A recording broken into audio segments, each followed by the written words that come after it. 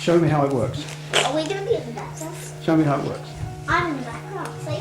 It doesn't work. It doesn't make anything. This doesn't work. Oh, I see. What do you do with it then? Nothing. You use it for floating. I see. But you said it's a fishing rod. Yes, you can make it a fishing rod like this. Oh, I see, yeah.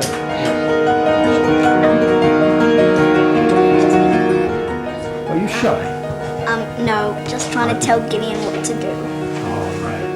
I've been in bed, I've been doing this every night I've been doing this. Have you?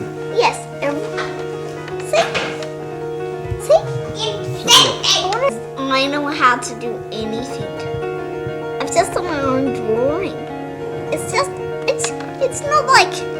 not like this. It's just like a magnetic pencil, little room and stuff. Oh, and yeah. it even has paint face stuff. And it's even got like a little artist place.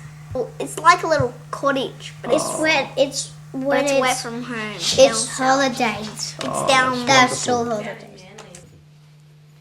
It was a bit of a shock, as you can imagine, being my first children, but I guess I was getting a bit used to shocks by then because we didn't know that we were pregnant with triplets until about 8 weeks before they were born. So yeah, it's obviously pretty devastated. It was a long time ago now though. Yeah. What was the first indication? At 6 months of age, the paediatrician did a test on the protein levels in their blood, which indicated there was something wrong with their muscles. It seems that they're just normal, happy kids. They are.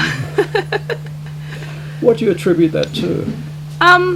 Oh, listen, we really have a lot of hope, and I guess for us as a family, our faith really has a lot to play in that. And yeah, it really isn't the end of the world having a disability, and there's so many opportunities out there anyway. So it's a good world to be in really at this time as well in this country. I did it. Our kids, I guess you could describe them as mixed mobility users. Mahala can walk a little bit inside, although she needs a chair for outside longer distances. Anwin and Gideon use trikes to get around inside at times, and they also can bottom wiggle on their bottoms inside to eat a lot of floor play sort of stuff. So we can kind of shift between those different things depending on what we're doing. Yeah. You're not really used to it. Anwin says she wanted to tell you that she's not really used to wiggling. She doesn't like it as much. So you haven't quite learned how to wiggle yet? No, it means I just don't like wiggling. It makes You don't me like too wiggling? slow.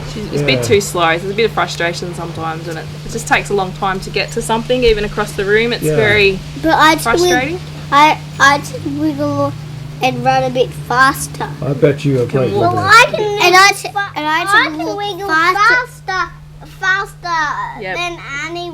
Gideon's a very fast wiggler. And I can walk. I can wiggle faster than Annie. And I can walk faster than Gideon and Edwin. Yep. Just cleaning up. Yeah, cleaning up your little house. Have you made any tea or anything? No. She's just got like little desk. She has to. What are you going to make then? Nothing. She's got all Not going to make anything. I'm just going to clean up the dishes. With muscular dystrophy, there's no kind of cognitive impairments. Really blessed that way. Yeah, they're totally switched on like any other kid their age. Now, you have a campaign going at the moment for funding. Yeah. To buy more advanced chairs. Have they really reached a stage where they've outdone these chairs? Yeah, these chairs are pretty stock standard chairs that they give to kids for their first powered mobility. As you can see, they're pretty static, so they don't go down to the floor, they don't go any higher than what they are. They can just reach things at this sort of horizontal plane. the chairs that we're looking at getting are ones that go right down to the floor.